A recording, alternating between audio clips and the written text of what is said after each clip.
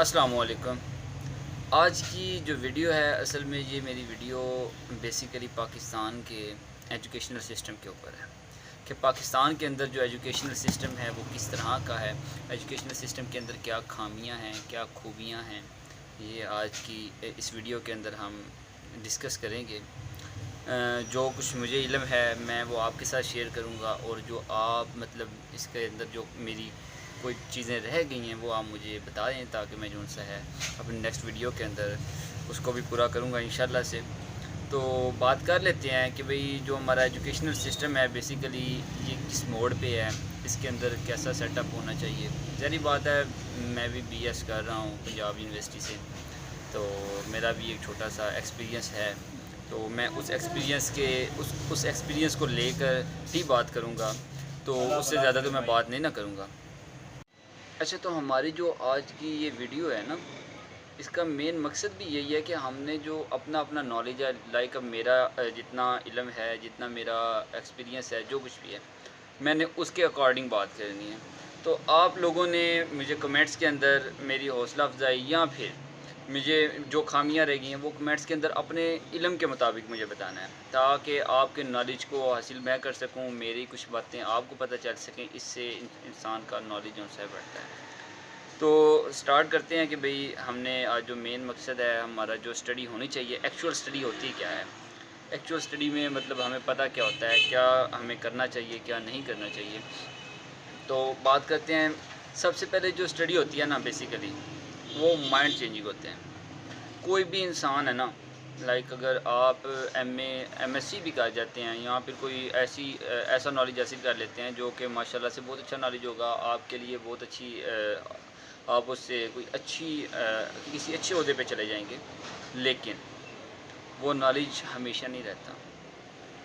ठीक है, मतलब आपने जो बुक्स में से पढ़ा है ना, आपने बुक्स में से पढ़ लिया जी, एक बंदा है उसने पढ़ लिया जी मतलब हम बात कर लेते हैं कि भाई ये एक डेफिनेशन पढ़ ली उसने, तो अब वो डेफिनेशन उसको सारी ज़िंदगी को नहीं याद रहनी। उसने अगर किसी को पढ़ानी है तो वो पढ़ के दोबारा पढ़ाएगा, मतलब कि वो अपनी एक दफ़ा प्रैक्टिस करेगा, प्रैक्टिस करके पढ़ाएगा। ठीक है, तो जो एक्चुअल स्टडी है जो हमें हमेशा याद रहती है, जो हमें हमेशा करनी चाहिए, वो क्या है, वो बेसिकली स्किल्स हैं। ठीक है, जो हमारी सारी ज़िंदगी हमें साथ लेके चलती हैं, जो हमारी स्किल्स होती हैं वो हमें कितना फ़ायदा देती हैं। तो जो स्किल्स होती हैं ना, वो हमें कुछ करने से, कुछ प्रैक्टिकल करने से आती हैं। और हमारा जो पाकिस्तान मुल्क है, पाकिस्तान के अंदर जो सिस्टम है वो इस तरह का है कि आपने क्या करना है, थ्योरी को, जो मैंने देखा है, मेरी परसेप्शंस के मुताबिक जो है, मैंने जो देखा है वो मैं आपके साथ शेयर करूँगा कि भाई आपने क्या करना है। आपने थ्योरी को पढ़ते रहना है, बुक्स पढ़ते रहनी है, रट्टे मारते रहने हैं। बुक्स को आपने उठा उठा के जी ये वाली बुक्स इतनी कर ली, ये वाली बुक्स इतनी कर लेनी है, इसके सारे चैप्टर कर देने हैं, इस बुक के अंदर से ये आउटलाइन है आपकी, ये कर लेनी है आपने। लेकिन अब उस बुक के अंदर अगर आपके पास एक लॉ आ गया है या एक आपके पास थ्योरी आ गई है, तो लेकिन आपको ये नहीं पता होगा कि भाई उस थ्योरी के ज़रिए हमने किस तरीके से काम करना है, उस थ्योरी को बनाने में क्या सेटअप लगा। आपने बस वो जी रट्टा मार दिया या फिर आपने वो याद कर लिया, याद करके आपने पेपर में लिख लिया और आपको नंबर मिल गया। बेसिकली ये स्टडी जो सी है ये वक्ती होती है, और जो स्किल्स होती हैं वो परमानेंट होती हैं। और परमानेंट जो सी स्टडी होती है वो ही जो सी है बेस करती है। तो अब हमारे पास एक स्टूडेंट है जिसने थ्योरी पढ़ी है, और एक स्टूडेंट है जिसने प्रैक्टिकल्स किए हैं उसी थ्योरी के। तो अब दोनों बराबर नहीं होंगे। उसके पास नॉलेज ज़्यादा होगा जो प्रैक्टिकल करेगा। उसकी वजह यह है कि उसको पता है कि ये होना किस तरह तरीके से है।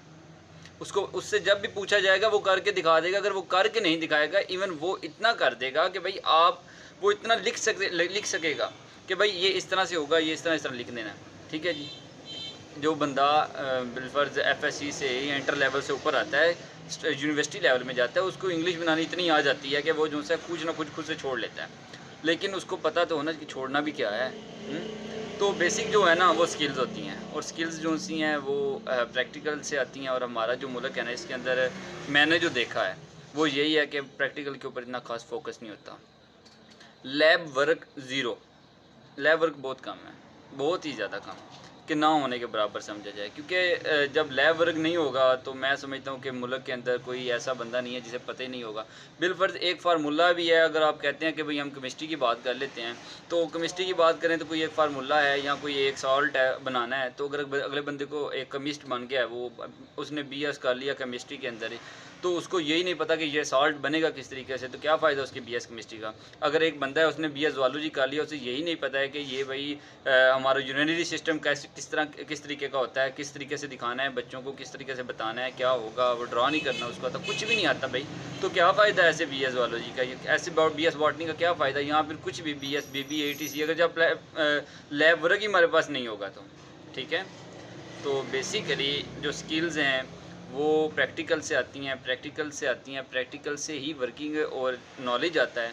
तो मैं ये रिकमेंड करूँगा, मैं ये कोशिश करूँगा कि हमारे जो से आला हुदाम हैं, जिनके अंदर वज़ीर तालीम आ जाते हैं हमारे, उनको ये इस चीज़ का नोटिस भी लेना चाहिए कि भई हमारे जितना सेटअप हमारे पास थ्योरेटिकल वर्क का किया जाता है कि भाई आपने ये थ्योरी याद करनी है, याद करके आपने जो सा है अब नंबर्स हासिल करने हैं, बल्कि इससे डबल आपको प्रैक्टिकल के नंबर रखने चाहिए और प्रैक्टिकल वर्क भी होना चाहिए। कॉलेजेस के अंदर, यूनिवर्सिटीज़ के अंदर तो आई थिंक सो होता है, अच्छा होता है, ठीक है। कॉलेजेस के अंदर, स्कूल्स के अंदर आपको लैब्स जो सी अच्छी बिल्ड करनी चाहिए, वहाँ पे अच्छे सॉल्ट्स वगैरह देने चाहिए। जो टीचर्स हैं उन वेल ट्रेंड हों कि भाई उन्होंने, अगर बिलफ़र्ज़ 2 पीरियड है ना, एक थ्योरेटिक है और एक थ्योरी का है और एक जो सा है आपका प्रैक्टिकल का है, तो आपने क्या करना है कि भई आपने प्रैक्टिकल का जो सा है वो मस्ट लेना है, ठीक है। जब बच्चे को प्रैक्टिकल का पता होगा कि ये किस तरीके से होना है, तो वो थ्योरी खुद लिख लेता है, ठीक है।